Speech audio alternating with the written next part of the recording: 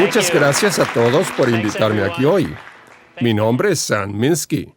Soy un terapeuta matrimonial y de familias. Hace 16 años que trabajo para el Instituto Metrix de Adicciones. Soy un consejero de drogadicción, además de un supervisor clínico y capacitador. Lo que haremos hoy es hablar sobre el modelo de la adicción del cerebro. La gente siempre me hace una pregunta que a veces resulta difícil de entender, especialmente para los familiares, y es: ¿por qué algunas personas se hacen adictas y otras no? Antes pensábamos que la gente se hacía adicta porque era mala, loca o testaruda.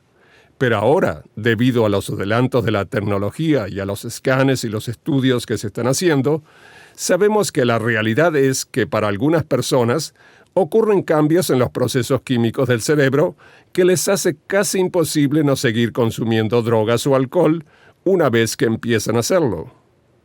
No es su objetivo al comenzar a usar por primera vez. No es el objetivo de nadie hacerse adicto. Pero, ¿por qué le sucede eso a algunas personas? Hablemos de los disparadores y las ansias. Una definición de disparador sería que es un estímulo ambiental asociado repetidamente con la preparación o la anticipación del consumo de alcohol u otras drogas. Estos estímulos pueden incluir personas, lugares, cosas, horas del día. Esos son disparadores internos o emocionales y otras drogas. Ahora hablemos sobre ciertas categorías de drogas y de cuáles son los disparadores más potentes que causan ansias en las personas que consumen estas drogas. Típicamente, los consumidores de estimulantes son personas que se entregan a la cocaína, la metanfetamina o a las píldoras para adelgazar. La causa número 1 de la recaída para los adictos a los estimulantes es beber alcohol, aun cuando no beban para embriagarse. Nosotros hemos hecho estudios, proyectos piloto, que muestran que las personas que consumen alcohol, incluso moderadamente, han desarrollado problemas con la cocaína y recaerán 800% más que alguien que no consume alcohol en la recuperación. Sabemos que los amigos drogadictos son disparadores potenciales de la recaída. En los programas de los 12 pasos se habla de cambiar de cosas, lugares y de amigos, y no porque sean malas personas. Es debido a las asociaciones que tienen para ustedes y a las drogas. Las señales medioambientales, como tener cierta cantidad de dinero en el bolsillo, puede ser un disparador importante. Las máquinas automáticas en los bancos o ATM. A finales de los 60 y en los 70, hubo en este país una epidemia grande de cocaína. En esos momentos se usaba nasalmente. Y lo interesante fue que recientemente me enteré que al mismo tiempo que se inventaron las máquinas ATM, esta epidemia creció, en parte, a que por primera vez, si uno se gastaba todo el dinero el viernes por la noche, podía ir al banco a retirar más. Antes, si se gastaba todo el dinero, se debía esperar hasta el lunes. Ciertos vecindarios, salidas de carreteras, calles, el uso de un camino o ruta particular para ir a buscar la droga, como lo hacía antes. Cuando se comienza un programa de recuperación, transitar por esa calle o por ese vecindario nuevamente puede ser un disparador importante para detenerse y pensar sobre las drogas y comenzar a desarrollar el proceso de sentir ansias. Hay un componente muy fuerte de actuar sexualmente que acompaña la adicción a los estimulantes. Puede ser pornografía, masturbación compulsiva, usar prostitutas y cosas así. Así que para algunas personas y sus familias es muy importante entender que no se trata solo del consumo de drogas. Es la relación con el consumo de la droga y con ciertos factores de conducta que es la adicción. Así que es muy importante considerar la otra cara de la adicción, que puede ser actuar sexualmente. Para el personal que trabaja en clínicas y en el campo médico, es a veces embarazoso o difícil de abordar, Y en general la gente no quiere hablar porque siente vergüenza de su comportamiento. Pero debe tratarse de forma tal que no estimule las ansias. El aburrimiento y otros estados emocionales pueden ser disparadores muy potentes. Para los consumidores de opiáceos y heroína, esos son los depresores del sistema nervioso central. Opiáceos. La causa número 1 de la recaída es el estrés. Las otras causas de la recaída en orden descendente son el uso secundario de alcohol u otras drogas. Para una persona en recuperación que usa drogas para el dolor, lo peor que le puede ocurrir es recibir una operación, incluso menor, como dental, y que se le recete un narcótico para el dolor. A menudo la gente sufrirá recaídas, aun cuando no haya sido su droga preferida, porque ha tenido que tomar un medicamento y provocó o estimuló esa zona del cerebro para comenzar a tener ansias nuevamente. Con frecuencia, las personas adictas a los opiáceos experimentan algo llamado anedonia, que significa que nada parece placentero y puede durar por mucho tiempo. Nada en la vida les da placer o las hace sentir bien. Todo parece opaco y gris, y con el tiempo puede ser implacable. Sienten que tienen una vida desdichada, así que una de las formas de que desaparezca es consumir nuevamente. Ciertos factores ambientales pueden ser disparadores. Los vecindarios, ciertas personas, consultorios de médicos, el bloque de recetas, las farmacias y, por supuesto, descontinuar el tratamiento. Es muy peligroso dejar de asistir al programa de los 12 pasos. A veces, usar naltrexona es un bloqueador del opiáceo. Reside en el lado del receptor del cerebro que acepta las moléculas de opiáceos y las bloquea. En algunos casos, puede ser muy útil para una persona que está en las primeras etapas de su recuperación de los opiáceos. Pero una de las cosas que indicará que está por ocurrir una recaída es detener el uso del bloqueador. Al usar bloqueador y consumir drogas, no se va a sentir nada. Así que es algo que quita las ansias psicológicas. Para los bebedores de alcohol, la causa principal de la recaída son los estados emocionales negativos, como el enojo y la depresión. Interrumpir su participación en el programa de los 12 pasos, la disponibilidad social del alcohol. Creo que algunos consumidores de alcohol la pasan más difícil que otras personas en recuperación. Generalmente, si se está tratando de enderezarse y llevar una vida abstemia y alejarse de situaciones riesgosas, no se va a ir a lugares donde se use cocaína o heroína o metanfetamina. Donde quiera que se vaya, hay personas consumiendo alcohol. Lo interesante es que el alcohol y la nicotina son drogas legales, aunque quizás sean las más tóxicas que se conocen. Así que es irónico que esas sean las drogas legales a sabiendas que son tan tóxicas y que causan tanto daño en nuestra cultura. La ruptura de las relaciones puede causar la recaída. Factores relacionados con el alcohol como la hora del aperitivo, aeropuertos, miedo de volar en avión, los días feriados, son todas causas potentes de recaídas por el alcohol. Ahora bien, las píldoras recetadas, la gente que se hace adicta a los narcóticos para el dolor o benzodiazepinas. Las drogas como Xanax, Valium, Librium, Activan son muy peligrosas y causan dependencias muy extremas. A menudo, las personas adictas a esas drogas tienen que ir al hospital para detoxificarse porque son muy peligrosas como para dejar de consumir por su cuenta, o no tener un componente médico para la detoxificación, porque la gente puede morir durante la abstención a esas drogas. Pero la abstención a la benzodiazepina puede llevar hasta 1 año y es muy intensa. La gente experimentará problemas horribles con insomnio, ansiedad y ataques severos de pánico. Es muy interesante e irónico que a menudo las mismas condiciones que llevaron a consumir estas drogas empeorarán con el tiempo.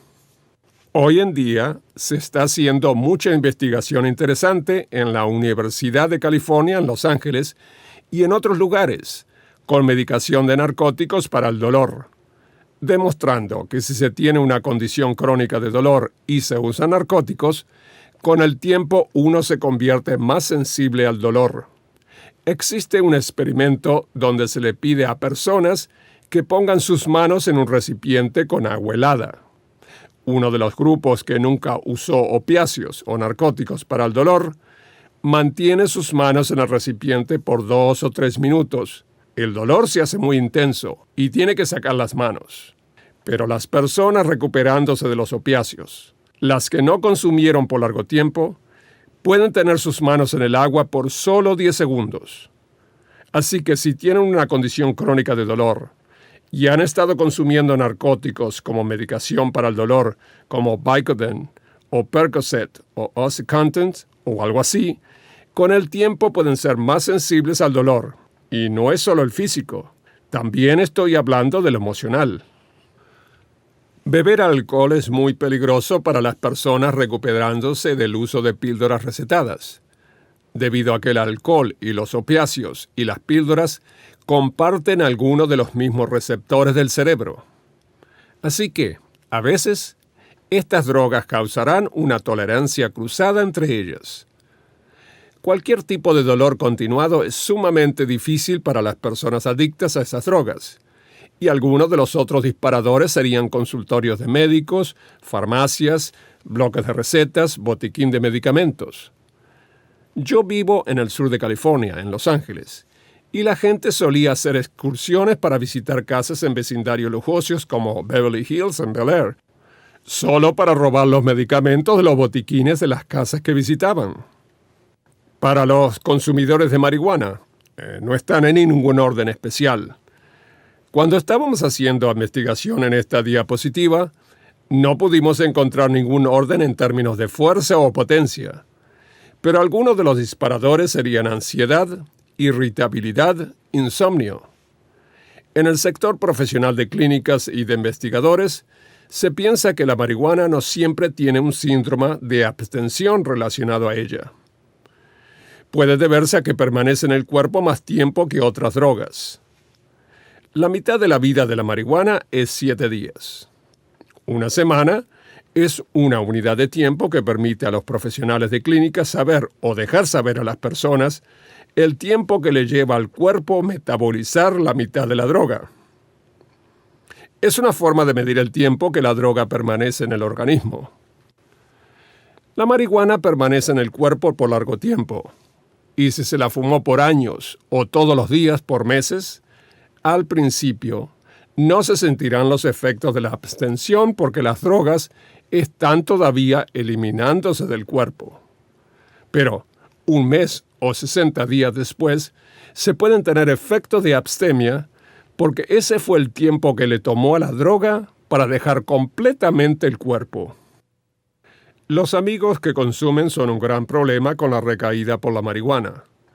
Situaciones sociales, lugares donde las personas se reúnen para fumar, accesorios, cosas como papel para armar pitillos y bongs y pipas, y los lugares donde se venden a la vista del público, que a veces tienen un letrero grande que dice, solo para uso con tabaco. Bien, todos sabemos para qué son los bongs. Para alguien recuperándose de la marihuana, es difícil pasar y ver esos accesorios porque le recuerdan la droga. En unos momentos les hablaré sobre cómo ocurre esto en el cerebro. Los conciertos, lugares donde se ven a personas pasando pitillos de marihuana, fumándolos y oliéndolos, son muy peligrosos. Así que posiblemente no sea bueno ir a esos lugares en la etapa de la recuperación, especialmente al principio, cuando ven a personas intoxicadas o saber que eso está ocurriendo. Veamos. ¿Por qué le sucede a algunas personas? Bien, el doctor Pavlov era un científico ruso. Creo que su nombre completo era Ivan Pavlov. Él vivió hace casi 125 años. Él hizo un experimento muy famoso con perros. Estoy seguro que la mayoría de ustedes habrá oído hablar de este experimento. Él alimentaba a los perros y hacía sonar una campanilla. Los perros veían y olían la comida, comenzando a producir automáticamente jugo gástrico y saliva en anticipación a digerir la comida. Ellos no tenían que pensarlo. Ocurría automáticamente porque estaba controlado por cierta parte del cerebro. El experimento consistió en que un día el doctor Pavlov fue al laboratorio sin comida. No había estímulo aparente para la comida. Los perros no la vieron ni la olieron, pero él hizo sonar la campanilla. Los perros tenían asociados inconscientemente el sonido de la campanilla con la anticipación de comer. Así que la campanilla se convirtió en un disparador para decirles que iba a haber comida, y todos los perros comenzaron a producir saliva. Todos se babearon y produjeron jugo gástrico en anticipación a comer, y esto ocurrió automáticamente. El cerebro del perro se condicionó a asociar el sonido de la campanilla como si fuera a comer. Una vez condicionados, no importa lo inteligente que sea el perro o lo bien entrenado que esté, no podemos decirle: cuando haga sonar la campanilla, no puedes babearte. No va a ocurrir. En ese momento el perro no tiene control alguno sobre eso. Lo mismo sucede con las personas, no solo con la comida, pero con las drogas y el alcohol. Así que el sonido de la campanilla para los seres humanos sería el equivalente a disparadores externos. Personas, lugares y cosas donde se usó drogas o alcohol estimularán el cerebro inconscientemente para empezar a pensar en consumir drogas. A un nivel celular, el cerebro producirá neurotransmisores o sustancias químicas como si se hubiera usado un poco de la droga. Secretarán esas sustancias químicas del cerebro. Solo con estar con personas, lugares y cosas donde se consumieron drogas, estímulos ambientales, prácticamente se siente un estado eufórico de solo pensar en eso o estar en esas circunstancias. Esos son los disparadores externos o ambientales. Los seres humanos tienen otro tipo de disparador que yo asumo que los perros no lo tienen o lo tengan diferente, que son los disparadores internos o emocionales. Así que, si han usado alguna vez, porque estaban enfadados, tristes, excitados, rechazados, frustrados o con buenos sentimientos, felices, recompensándose a sí mismo, si tienen esas emociones, puede volverse un disparador. Si usaron antes al tener esas emociones, puede convertirse en un disparador para usar en el presente. Otro experimento muy interesante sobre el abuso de drogas hecho por el Dr. Sidney Cohen, un famoso investigador ya fallecido, habló de este experimento. Hace muchos años, uno de mis colegas fue a una de sus charlas, donde el doctor lo llamaba experimento de demostración. Creo que fue en los años 80 que habló de los ratones. Bien, si se tiene un ratón en una jaula y se lo deja salir y solo puede ir hacia la luz o a la oscuridad, ¿dónde irá ese ratón automáticamente cada vez que se lo deja salir? A la oscuridad. ¿Por qué? Porque los ratones y otros roedores han sido programados por millones de años de evolución de correr hacia la oscuridad. Si alguna vez tuvieron un ratón en su apartamento, o algo como yo tuve, no recientemente, pero hace muchos años, ahora tengo un gato que se ocupa de eso. Cuando se entra a la cocina y se enciende la luz, vemos desaparecer algo velozmente debajo del refrigerador.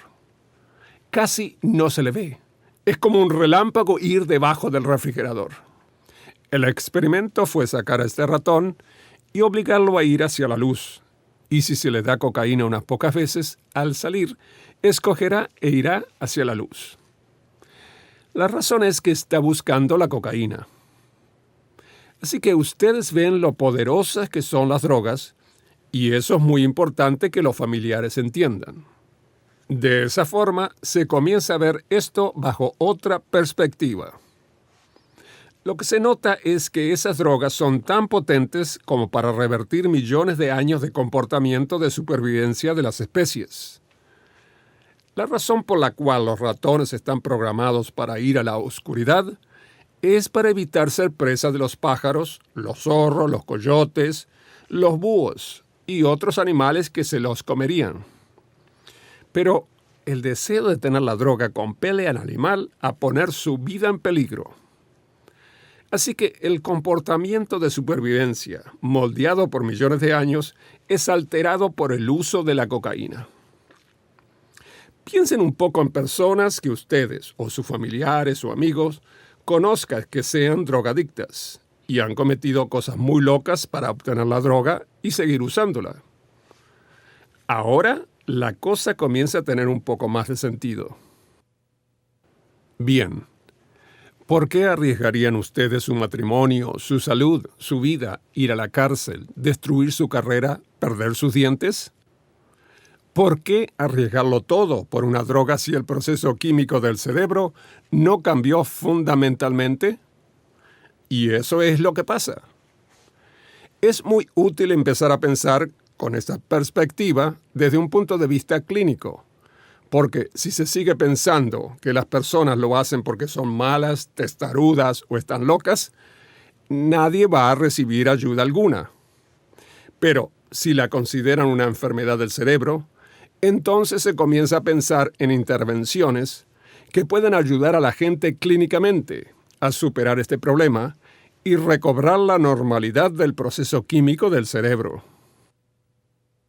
Esta es una representación gráfica del cerebro humano y esta es la corteza. Es casi de 1/4 de pulgada de espesor. Tiene surcos y pliegues y cubre todo el cerebro. Nosotros tenemos una de las cortezas más grandes del reino animal. Creo que es la tercera más grande. Es posible que el delfín y quizás el elefante o la ballena la tengan más grande. Bien, se supone que nos hace más inteligentes. Podemos debatir ese punto. Es lo que usamos para tomar decisiones racionales y lógicas, o posponer ir a la playa o al río porque debemos ir a trabajar, porque se nos pagará y debemos pagar las cuentas. Es nuestra computadora. Se asume que dirige nuestra conducta. En circunstancias normales está a cargo del espectáculo. Nos ayuda a tomar decisiones que mejoran nuestra vida y la de nuestra familia. Sin embargo, se asienta en una parte mucho más primitiva del cerebro que está en el centro. Si se cortara el cerebro, sería así, y se le llama sistema límbico. Cuando digo primitivo es porque evolucionó por millones de años en los mamíferos antes de que evolucionara la corteza. Por eso, algunos de ellos tienen una corteza muy pequeña. De hecho, algunos casi no tienen corteza. Pero todos tienen un cerebro inferior muy desarrollado. En el Instituto Matrix lo llamamos el cerebro adicto o el cerebro inferior. Técnicamente se le conoce como sistema límbico. Esta parte del cerebro evolucionó temprano en respuesta al miedo y al peligro en el entorno. Esta parte del cerebro está diseñada para responder automáticamente. Saltea el proceso de pensar porque en ciertas circunstancias no hay tiempo para pensar. Hay que sencillamente reaccionar. Antes de entrar en los ejemplos, déjenme decirle que esta parte del cerebro tiene que ver con la supervivencia de la especie y la del individuo. Debe reaccionar inmediatamente a las cosas. Un ejemplo sería el tener relaciones sexuales. Es esta parte del cerebro que nos permite saber que la pasamos muy bien. ¿Por qué? Porque se supone que todos los animales tienen sexo para propagar su especie. Cuando se tiene hambre y se ingiere comida, es esta parte del cerebro que nos permite saber que la disfrutamos, porque sabemos que debemos comer para estar sanos, para sobrevivir mejor. Cuando se hace algo bien, Es esta parte del cerebro que nos permite sentirnos bien al respecto.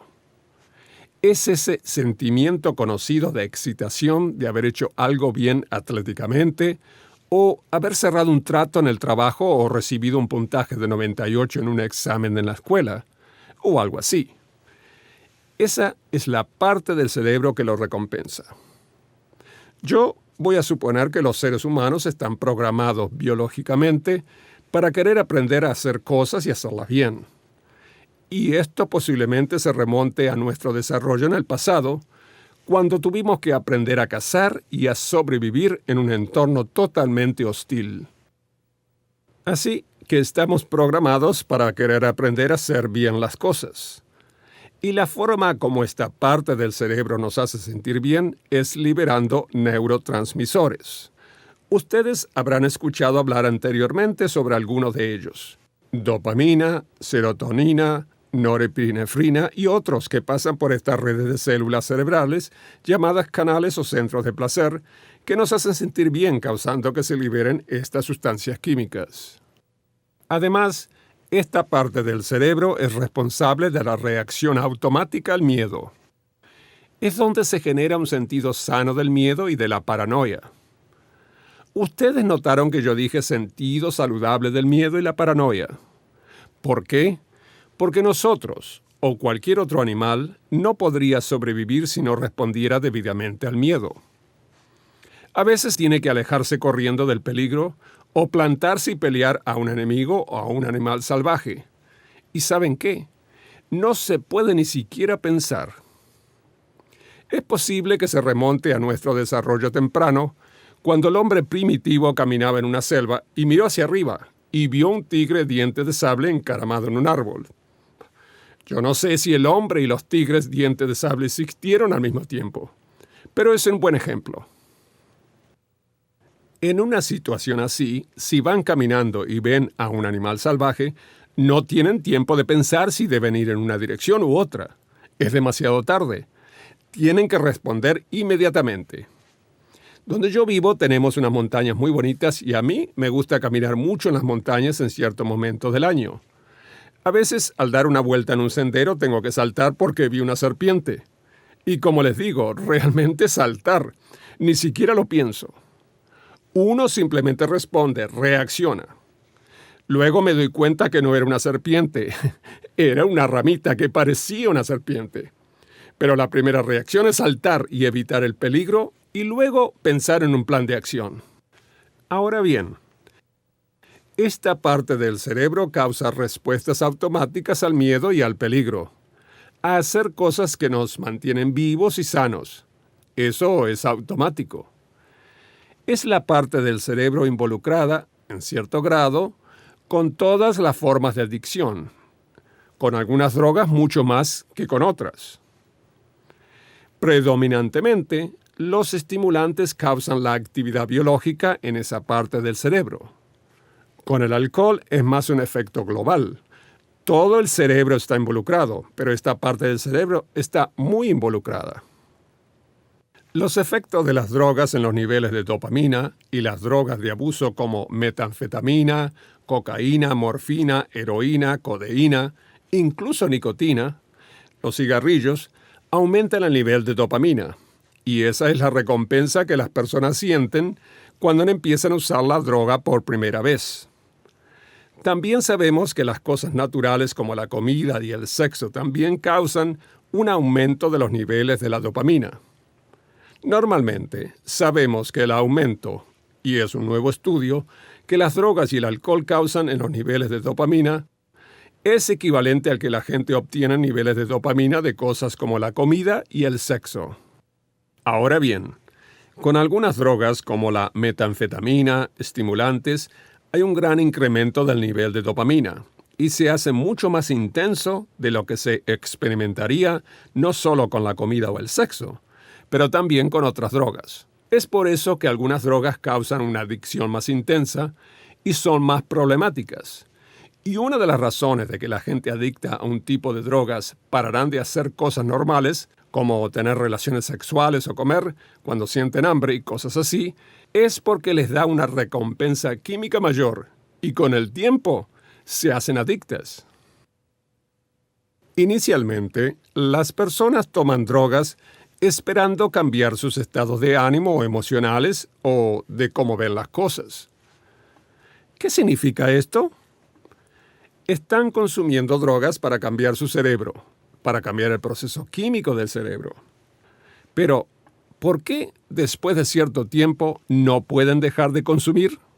Es debido a que su cerebro fue reajustado por el uso de las drogas y el alcohol. Su cerebro no está funcionando como debiera al principio. Y el consumo prolongado de drogas cambia el cerebro en formas fundamentales y duraderas. Les voy a decir algo importante antes de proseguir. En nuestra cultura, la mayoría de las personas usan drogas. En cierto modo, es bastante normal entre los jóvenes. El uso experimental y para recreación, y hacerlo al principio por lo que parecen ser buenas razones. La intención no es hacerse un adicto, pero ocurre. Es interesante que le sucede del 5 al 10% de las personas experimentando alguna vez con las drogas. Con el tiempo tendrán problemas con la adicción. Y esos porcentajes parecen aplicarse a otras culturas, pero por cierto, a la cultura occidental. Lo que esto significa, y lo que los científicos andan buscando, es que probablemente la variable más importante es que la mayor parte de las personas adictas tienen una susceptibilidad genética a hacerse adictas, sin saber que al principio este 5 a 10% en los diferentes grupos de población, durante la experimentación normal o el consumo, desarrollarán problemas de adicción. Pero no se sabe al principio. No se sabe la primera vez que se prueba algo, que uno podría ser una de esas personas. Hablemos sobre el proceso mental, el proceso cognitivo durante la adicción, el proceso condicionado, cómo se desarrolla el pensamiento obsesivo alrededor del uso de droga, cómo comienza y cómo se desarrolla la respuesta al ansia de consumir. En la fase introductoria, con el primer uso recreativo de drogas, la fase experimental, el proceso mental cognitivo es algo así. Al principio las drogas tienen un efecto positivo porque pueden ayudarlos con su condición. Los estimulantes pueden ayudar a tener más energía. Los opiáceos, otros depresores del sistema nervioso central como el alcohol y las píldoras, pueden ayudar a aliviar la tensión y a relajarse y a tomarse un descanso. Pueden ayudar con la fobia social, timidez, ansiedad y cosas así. Hay un resultado positivo. Algunas drogas pueden reforzar el impulso sexual. Pueden ayudar a trabajar mejor y a pensar más claramente. Pueden ayudar a sentir algo como euforia. Al usar por la primera vez, existe una recompensa positiva que rebasa los aspectos negativos que a este punto son relativamente menores. Las drogas pueden ser ilegales, pueden ser caras. Quizás sientan resaca y no se sientan muy bien al día siguiente. Faltan al trabajo. Es posible que puedan combatir todos esos estados e ir a trabajar. Es muy interesante que tengan este efecto positivo. Ahora bien, las personas que tuvieron un efecto muy negativo la primera vez que usaron drogas, como por ejemplo las que prueban alcohol por la primera vez, tienen una resaca de 3 días y cada vez que beben se enferman por varios días. Pero generalmente no se hacen alcohólicas. En general, a la gente que se hace alcohólica le gusta cómo la hace sentir y lo puede manejar muy bien, por lo menos al principio.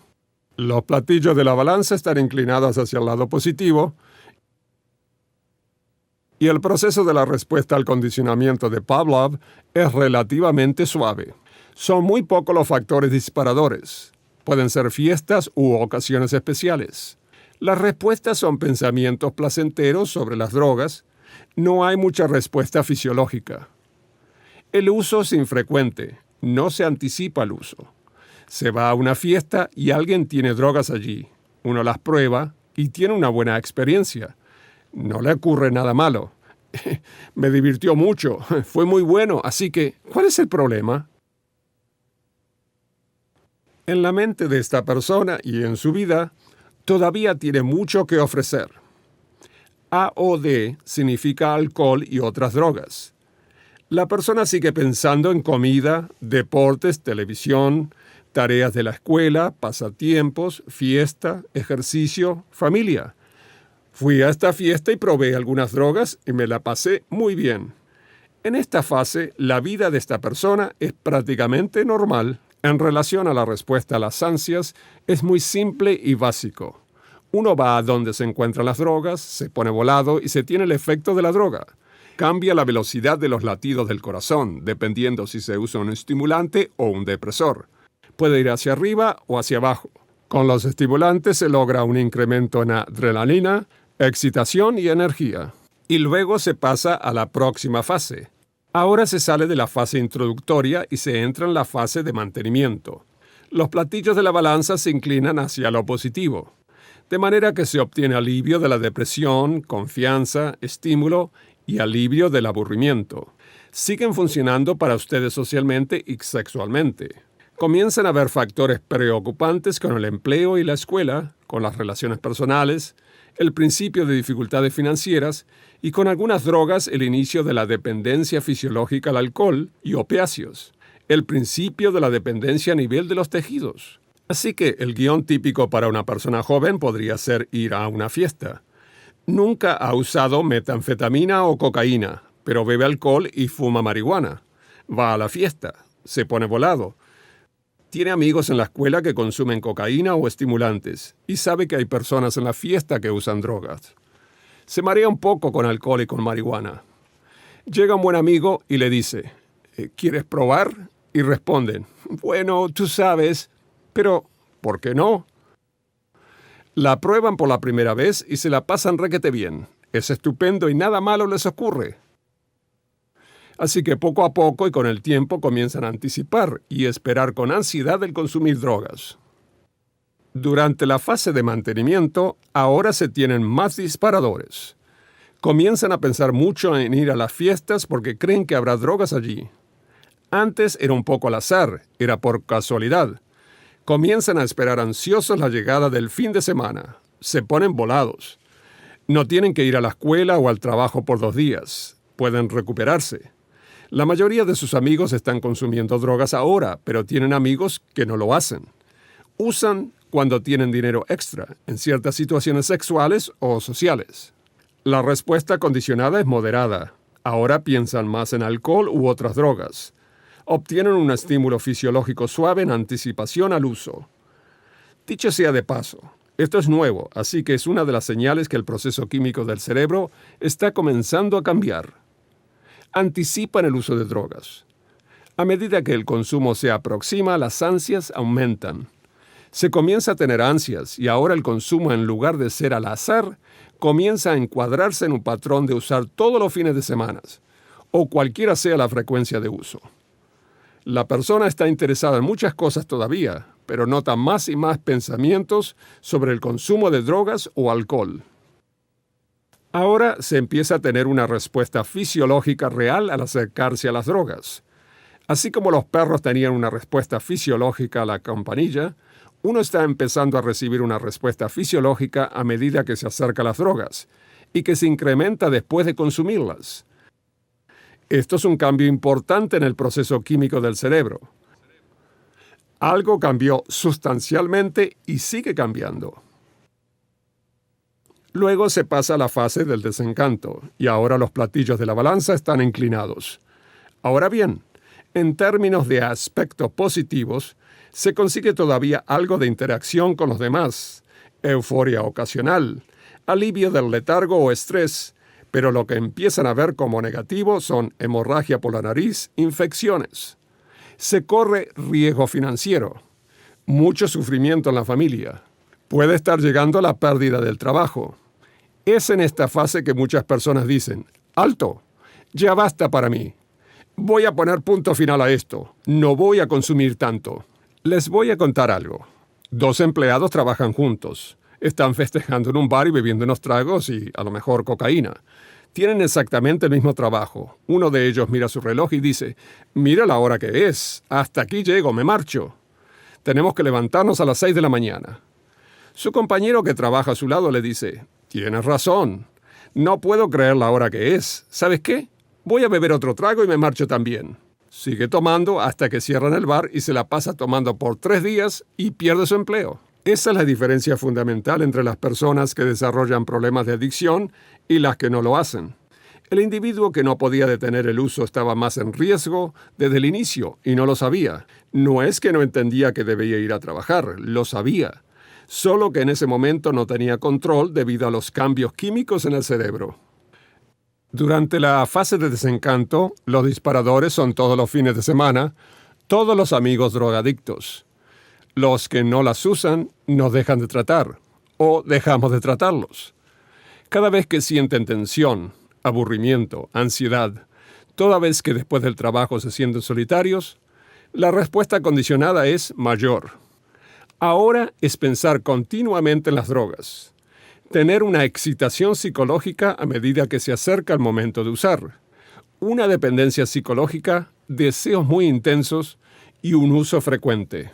Lo que se nota es que los aspectos y pensamientos del uso de la droga comienzan a acumularse en la vida de esta persona. La vida se hace cada vez más pequeña para dar lugar al consumo de droga, por la adicción que es cada vez mayor y que desarrolla más potencia constantemente. Solo con pensar en consumir causará una reacción fisiológica que será más poderosa cuanto más cerca se esté de las drogas, causando los efectos una vez que se consumen. Y finalmente es la fase del desastre. Casi no hay nada en el lado positivo de la balanza, quizás algún alivio de la fatiga, la tensión o la depresión. Pero es pasajero. Lo que se ve en el lado negativo es pérdida de peso, anorexia, paranoia, psicosis, pérdida de la familia, ataques repentinos, ataques cardíacos, embolias, depresión severa, tendencia suicida y homicida, desempleo, quiebra. La conexión condicionada avasalla cualquier emoción día y noche, con trabajo o sin trabajo. No importa en esta fase. Uno piensa todo el tiempo en consumir obsesivamente. Es un uso automático poderoso y robótico. Una dependencia potente fisiológica a algunas drogas, deseos muy intensos. Aquí es donde se ve a personas consumiendo en exceso por días, semanas o meses. A veces, la única cosa que podría detenerlas es tener un ataque o ser arrestadas, o literalmente, no tener nada más de trueque para consumir la droga. Y eso es todo lo que ocurre. Así que para aquellos de ustedes que sean familiares de una persona adicta, con frecuencia la preocupación que tienen es, ya no puedo tener una relación con esta persona. Pero, en ciertas formas esenciales, en este momento, no es ni siquiera la misma persona. Así que para mucha gente, pensar en usar es estimulante. Muchas personas, muchos clientes, me dicen que consumir ni siquiera los complacía. De hecho, se sentían horrible. Ya no podían parar, no se sentían bien, pero pensar en usar y lidiar con eso era un buen sentimiento. Ahí fue donde sentí el efecto de la droga, y fue mejor que el del uso real. Este es el trabajo que la doctora Nora Volkow hizo recientemente y demuestra que esta es la actividad normal del cerebro en un sujeto de comparación y en el abusador de metanfetamina. Lo que se ve es una ruptura del proceso químico normal del cerebro. La pérdida del transportador de dopamina significa que las estructuras en las células son reabsorbidas. La recaptación de la dopamina se daña por el uso de metanfetamina y esto causa que la dopamina inunde el cerebro, que con el tiempo lleva al agotamiento de la dopamina. Por eso es que la gente se siente mal cuando no está bajo los efectos de las drogas o incluso cuando las usa a veces. Estos son cerebros de mono. Estos son los cerebros normales. Haremos la inferencia de que el cerebro humano, que nunca usó metanfetamina, funciona de la misma manera. A los monos les dieron el equivalente a una dosis de metanfetamina por 10 días, y solo 2 años después se comienza a ver la misma actividad cerebral. Así que, con algunas drogas es un proceso largo para sanar. No es que se para de consumir y 3 o 6 meses después todo vuelve a la normalidad. Puede llevar mucho tiempo para volver a regular el proceso químico del cerebro. El uso voluntario de drogas de algunas personas adictas conlleva al consumo compulsivo de drogas. El interruptor se enciende y luego no es tan fácil apagarlo porque han ocurrido cambios fundamentales en el proceso químico del cerebro. Este es el trabajo de la doctora Anna Rose Childress, y este es un estudio muy interesante sobre la memoria de las drogas. Tenían dos grupos de personas. Uno que nunca había usado drogas. En el otro grupo todas estaban en recuperación de consumir cocaína. Algunas tuvieron una buena recuperación. Yo supongo que algunas tenían años de haberse recuperado. A los dos grupos se les mostraron videos sobre la naturaleza. Ambos grupos estaban conectados a escáneres y cosas así. La actividad del cerebro de ambos grupos fue la misma al ver los videos. Luego les mostraron videos y fotos de accesorios para usar drogas y de personas consumiendo drogas.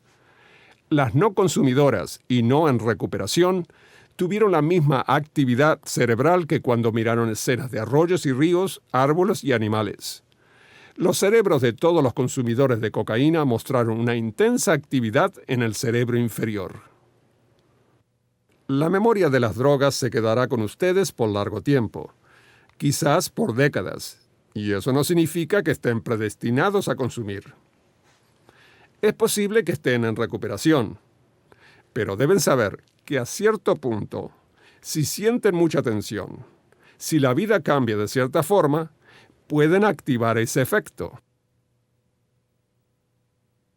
Entonces sabemos que un disparador nos llevará a un pensamiento.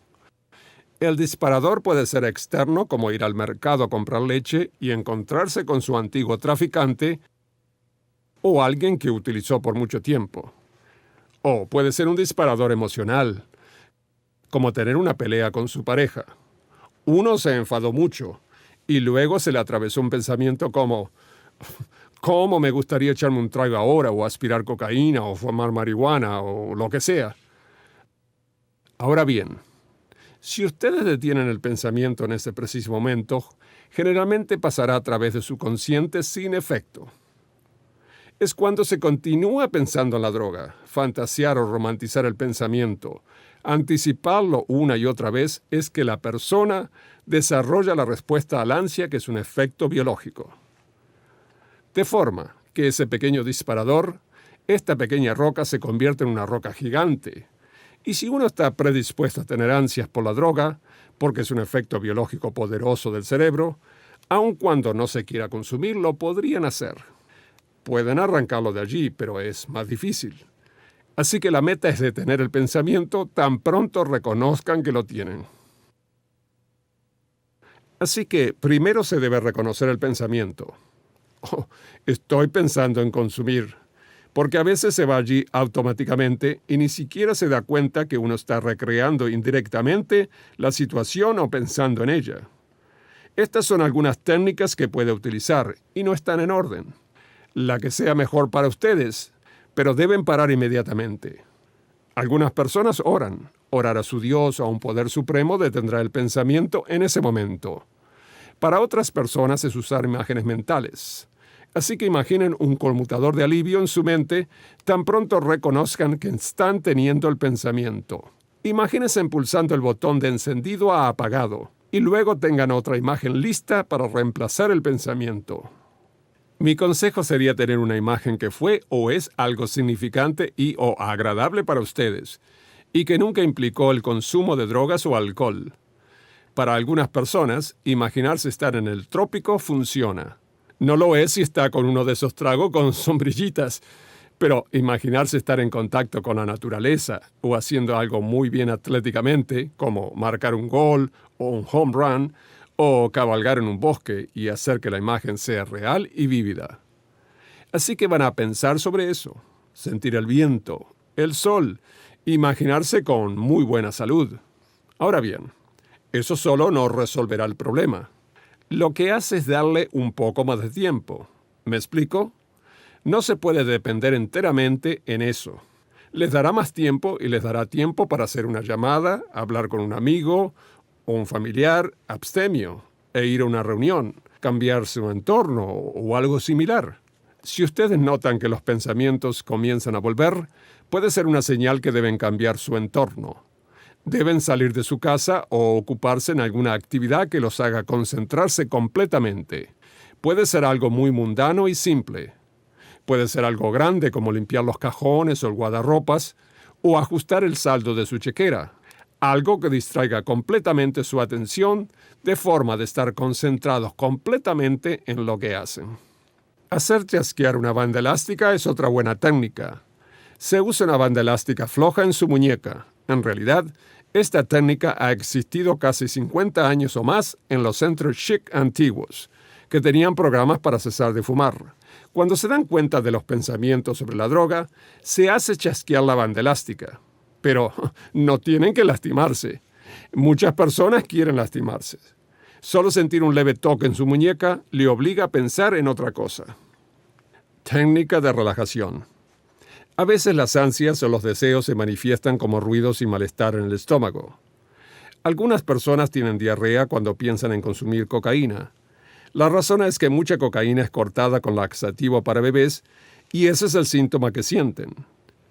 Pero, como las asociaciones son poderosas, pueden realmente causar una reaparición fisiológica.